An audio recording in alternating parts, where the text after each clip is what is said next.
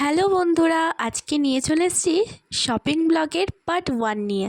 আশা করি তোমরা সবাই খুব ভালো আছো, আমিও ভীষণ ভালো আছি। আর আমার দিদি না এখানে অপেক্ষা করছিল আমাদের জন্য, আমাদের সাথে শপিং করতে যাবে বলে, তাই ওকেও নিয়ে নিলাম সাথে করে।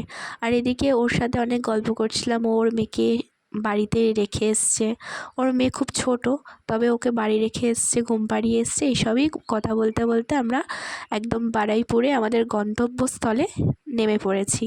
আর এদিকে 2টো বাজে, তো তাই চারিদিকে বেশি লোকজন নেই, তাই এই সময়টাই চুজ করেছি আমরা। আর আমার মা গটগট করে হাঁটছে, দেখো শাড়ি কিনবে বলে। আর আমরা চলে এসেছি প্রথমেই রাধেশ্যাম বস্ত্রালয়ে।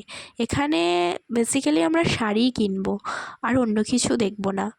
তো আমরা রাস্তা পার হয়ে গেলাম, এবার শাড়ি কিনতে এসেছি, শাড়ি তো দেখবই। এবার শাড়ি দেখতে দেখতে আমার দিদি আমাকে বলছে যে, দেখ বোন কোনটা ভালো লাগছে। আমি বলছি শাড়িটা তো তুই পরবি, তো তুই দেখে নে, পরে আবার বাড়িতে গিয়ে বলবি এটা চেঞ্জ করতে হবে, আমার এগুলো পছন্দ নয়। তো ভালো করে দেখে নিচ্ছিল, আমার মাও দেখছিল। আর এদিকে আমিও দেখে নিয়ে, আর এইটা আমার পছন্দ হয়ে গেছে, খুব ভালো লেগেছে কালারটা, তাই আমি নিয়ে নিলাম। আর আমার দিদি এইটা চুজ করেছে, এটা হচ্ছে কাতান মালবেরি শাড়ি। যদি কেউ জেনে থাকো অবশ্যই বলবে। আর এটার রেঞ্জটা একটু বেশি ছিল, তাই আমি ওটা নিইনি। আর আমার মা এদিকে একটা ছাপা দেখছে, কারণ অষ্টমীতে অঞ্জলি দেবে।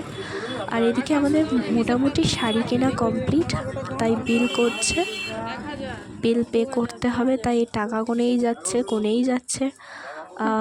এখানে কত টাকা বিল হয়েছে আমার ঠিক মনে নেই, তবে অনেক টাকাই মনে হয় বিল হয়েছে, দেখছি তো সব 500 টাকার নোট। মোটামুটি কমপ্লিট। এবার নেক্সট পার্টে তোমাদের পুরোটা দেখাবো।